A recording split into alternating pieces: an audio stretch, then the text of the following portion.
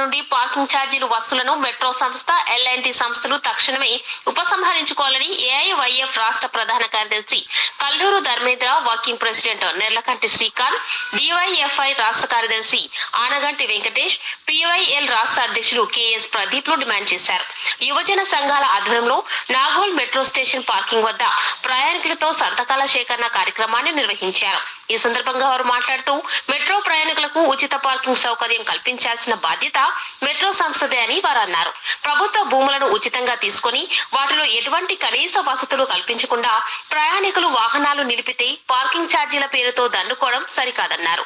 ప్రయాణికుడు అప్పటికే వందల రూపాయలు ఛార్జీలు మెట్రో ట్రైన్ కి చెల్లిస్తున్నారని మళ్లీ పార్కింగ్ పేరుతో వసూలు చేయడం, అది కూడా రవాణా ఛార్జీలతో సమానంగా అధిక మొత్తంలో వసూలు చేయడం దుర్మార్గమన్నారు.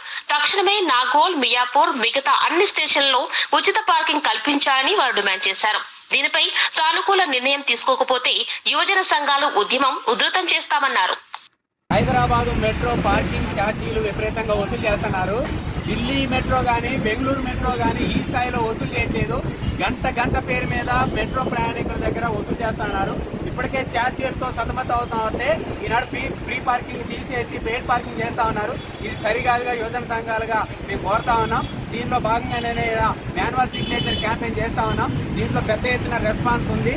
మెట్రో ఎండీ గారిని కలుస్తాం. అయినా వినకపోతే 1వ తారీఖున దొడ్డిదారిని అమలు చేస్తా ఉంటున్నారు. మొన్న ఆందోళన ఫలితంగా తాత్కాలిక వాయిదా అంటూనే మళ్ళీ 1వ తారీఖు అమలు చేస్తామని బోర్డు కూడా పెడతా ఉన్నారు. ప్రయాణికుల్ని కన్ఫ్యూజ్ చేస్తా ఉన్నారు.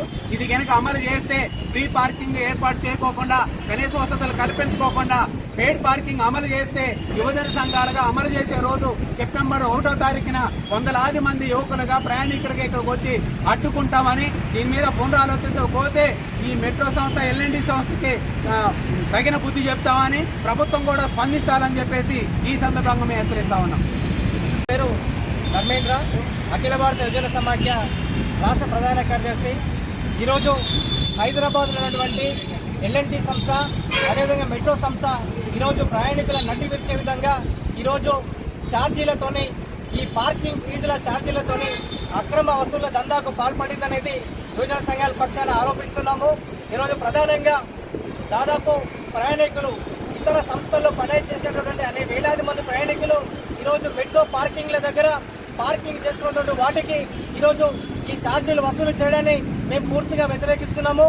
ఎల్ఎన్టీ సంస్థ, మెట్రో సంస్థ సెప్టెంబర్ 1వ తారీఖు నుంచి ఈ ఫీజులను వసూలు చేయాలని, ఛార్జీలు వసూలు చేయాలని చెప్పి ఇప్పటికే ఏకాభిప్రాయానికి వచ్చింది. దీన్ని పూర్తిగా వ్యతిరేకిస్తున్నాము. ఎందుకంటే దాదాపు ప్రభుత్వ స్థలంలో ఉన్నటువంటి ఈ నాగోల్ సంబంధించిన మెట్రో పార్కింగ్ స్థలంలో ప్రయాణికులు తమ వాహనాలని, ద్విచక్ర వాహనాలని, అదే కార్లను పార్కింగ్ చేస్తున్నారు. ఈ పార్కింగ్ లో కూడా పూర్తి మౌలిక వసతులు కల్పించలేదు. ప్రధానంగా ఈ ట్రాకులు కానివ్వండి, లేకుంటే ఇతరత్ర ఈ టాయిలెట్స్ వసతులు కల్పించాల్సిన బాధ్యత ఉంది. అదేవిధంగా సీసీ కెమెరాలు, భద్రతా వ్యవస్థను కూడా కల్పించాలి.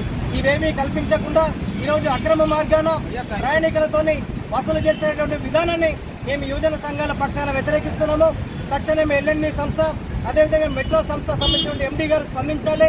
ఏదైతే మీరు ఫస్ట్ సెప్టెంబర్ 1 నుంచి వసూలు చేస్తానన్నారో దాన్ని తక్షణమే ఉపసంహరించుకోవాలని మేము విజ్ఞప్తి చేస్తూనే, ప్రయాణికులకు ఇప్పటికే వారికి ఛార్జీల పక్షాన ఉన్నటువంటి ఏదైతే ఛార్జీలు వసూలు చేస్తున్నారో ఇది గుదిబండగా మారేటటువంటి ఆస్కారం ఉంది. కాబట్టి తక్షణమే ఉపసంహరించుకోవాలని విజ్ఞప్తి చేస్తున్నాము.